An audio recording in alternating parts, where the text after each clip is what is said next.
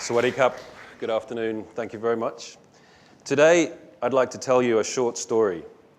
It's a short story that starts with a pretty miserable starter, goes on to a much improved main course, and finishes with something I think you'll agree we all enjoy.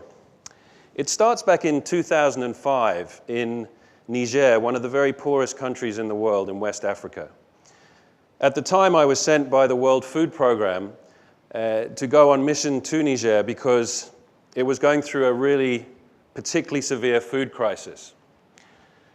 And in Niger, I met Zuwaira and her beautiful little daughter, Mariama. Now, Zuwaira and Mariama lived in a small village outside the town of Maradi that was made up of little more than a few mud huts. And earlier in the year, a plague of locusts had swept through the area and stripped their crop bare. The rains had failed, and there was very little food left in the village.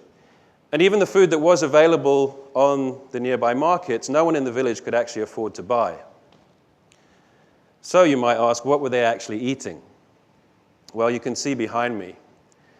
They were surviving off a thin soup made from dirty water and filled out with a few green leaves collected from the bushes nearby. The situation was really very desperate. When I went into the town of Maradi the next day, overnight, 7 young children had died in the feeding center that I visited. 7 young lives lost in one night. Now, Mariama suffered terribly, but she did survive.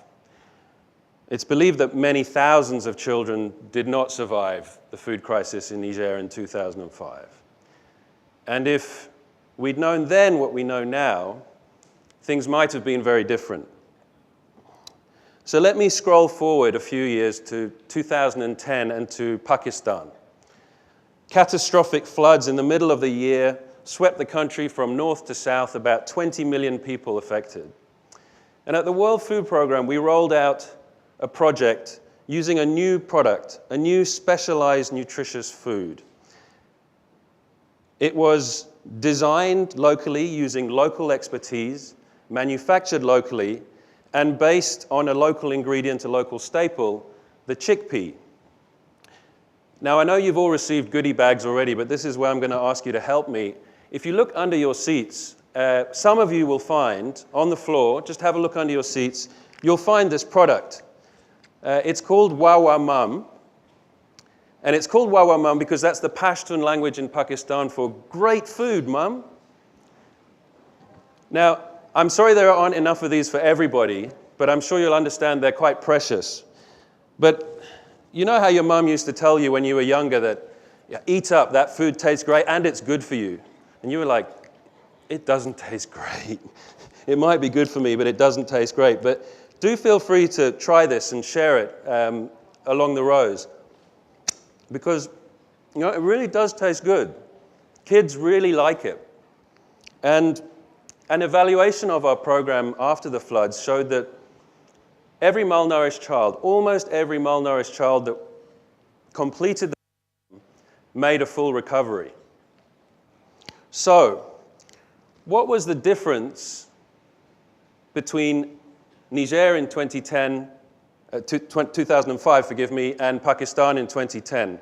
What happened in the space between 2005 and 2010? Well, here's a thought. In 2008, the respected medical journal, The Lancet, published a series of papers that effectively confirmed what most of us might think intuitively, that if a young child does not get good nutrition, its development, both physically and intellectually, can be permanently damaged. It's basically dealt a life sentence. Now, the Lancet went further than that and narrowed the critical window of opportunity down to the period between the womb, conception, and 2 years of age, what is being known now as the first 1,000 days of life, the space between 0 and 1,000. And this 1,000 days movement has really gathered momentum in the last 2 to 3 years. It's almost as if we've discovered a missing piece of the jigsaw puzzle. And what we're seeing is an explosion in the manufacture of these kind of specialized nutritious products. Of course, fixing malnutrition is not just about food. We need to fix clean water supplies. We need to fix healthcare. We need to fix hygiene and sanitation. But these products are really proving a game changer in the way the humanitarian community is doing business. Crucially as well, there's an exit strategy, and for that the World Food Programme is going to the private sector. For example, in Indonesia, we've developed this product, another specialized nutritious food, with one of the country's largest food producers. Our dream at the World Food Programme is sustainability. We can't just go on handing out these foods forever. What we want is a situation where these foods are available to the poorest communities and affordable, and that these communities understand just how important they are for the development of their children. Now, there's one final thing that sews all of this together, and that's that malnutrition costs. Every month, millions, if not billions of dollars are being lost in countries across Asia and around the world due to malnutrition. Studies show that 2 to 10% of national income can be lost every year as a result of malnutrition. So failing to address it is not just bad science, it's bad economics. The space between 0 and 1,000 for many young children around the world really is the space between life and death. And the World Bank estimates that in order to scale up to end malnutrition in our lifetimes, we'd need to spend in the region of about $12 billion every year. And there are experts who think we can do this in 10 to maybe 20 years. 12 billion is a huge number, and it is a lot of money.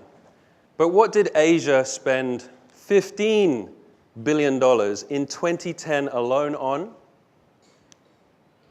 Chocolate.